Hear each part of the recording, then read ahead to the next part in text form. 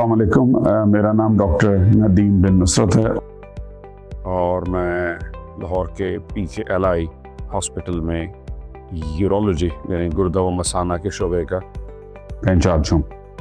हमारा आज का मैसेज बहुत ही अहम नौयत लेकिन कंट्रोवर्शियल नौयत का है।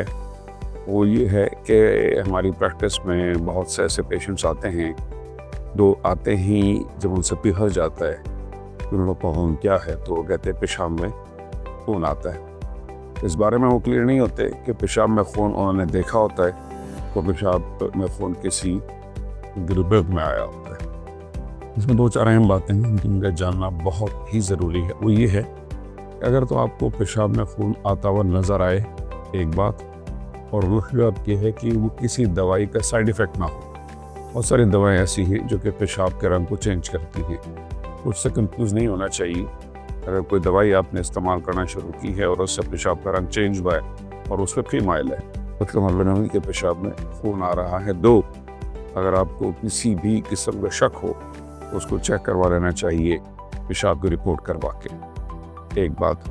दूसरी बात यह है कि अगर आपको ये इस बात का यकीन हो कि पेशाब में खून ही आ रहा है और वो आपको आते हुए नज़र भी आए, ये बहुत ही अलार्मिंग साइन है और इसका पहला मतलब गुर्दे व मसाने का कैंसर है।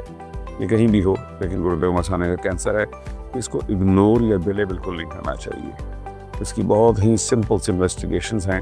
फ्लेक्सिबल सिस्टोस्कोपी यानी कैमरे से मसाने का मुआयना और CT कंट्रास्ट जिसमें आपके गुर्दे और आपके मसाने तक का हिस्सा शामिल होता है। दूसरी बात यह है कि अगर आपको खून आते हुए नज़र नहीं आया लेकिन आपने रिपोर्ट करवाई है और उस रिपोर्ट में ये बताया गया है कि आपको खून के ज़रात हैं।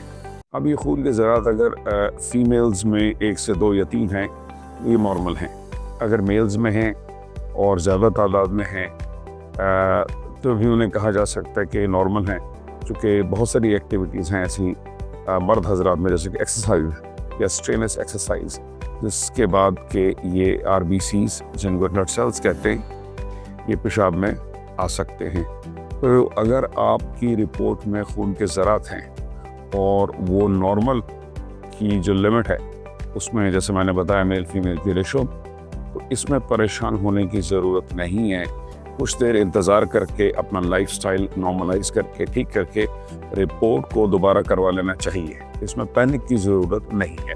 अगर आपके RBCs नॉर्मल रेंज में आ जाते हैं और क्लियर हो जाते हैं तो उसमें कोई परेशानी की बात नहीं है, क्योंकि उनका आना किसी एक्टिविटी की वजह से था। इसमें एक और बात ये है कि अगर वो RBCs या रेड सेल्स या खून के ज़रात आए हैं और वो एबनॉर्मल हद तक है तो उसमें 2 चीज़ों को देखते हैं हम लोग। पहली बात, क्या उसकी आपको कोई अलामात है? अगर अलामात हों तो उसका इन्वेस्टिगेट होना ज़रूरी होता है। ऐसे RBCs जो कि बगैर किसी अलामत के आए उनकी इन्वेस्टिगेशन मैंडेटरी है। अब इसमें तीसरी और आखिरी सूरत हाल आती है कि किसी भी किस्म की कोई अलामत नहीं होती, यानी ना आपको कोई रिसेंट इन्फेक्शन हुआ होता है, ना आपने कोई एक्सरसाइज की होती है, ना आपने कोई दवाई ली होती है जिसके साइड इफ़ेक्ट्स के तौर पे आएँ, और ना कोई और ऐसा मामला हुआ होता है जिसके नतीजे में ये एक्सपेक्ट किया जाए कि RBCs हों, ना आपको दर्द हो या मसाने में या कहीं और। ऐसी सूरत में अगर RBCs आएँ तो इनका इन्वेस्टिगेट करना ज़रूरी नहीं होता। आप अपने तौर पे इनकी मॉनिटरिंग कर सकते हैं और ये जान सकते हैं कि ये एक दफ़ा ही आए यानी कि वंस ऑफ, या ये दोबारा या बार बार या मुस्तकिल आ रहे हैं। तो ये 3-4 चीज़ें हैं। पहली, खून का नज़र आना। दूसरा, खून का नज़र ना आना, उसके ज़रात का आना और वो ज़रात एबनॉर्मल हों। उसके अलावा ये कि अगर वो एसिम्प्टोमेटिक हों उसमें फ़र्क है। अगर वो जो है वो अगर वो सिम्प्टोमेटिक हों उसमें जो है वो फ़र्क है।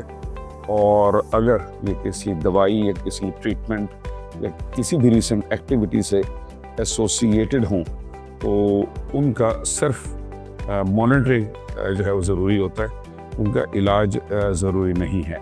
चुनांचे खून का पेशाब में आने को इग्नोर नहीं करना चाहिए, लेकिन इसका इल्म होना चाहिए कि हर सूरत में आपको फौरी तौर से یورولوجسٹ کے پاس جانے کی ضرورت نہیں ہے، لیکن اس کو آپ نے اگنور بھی نہیں کرنا۔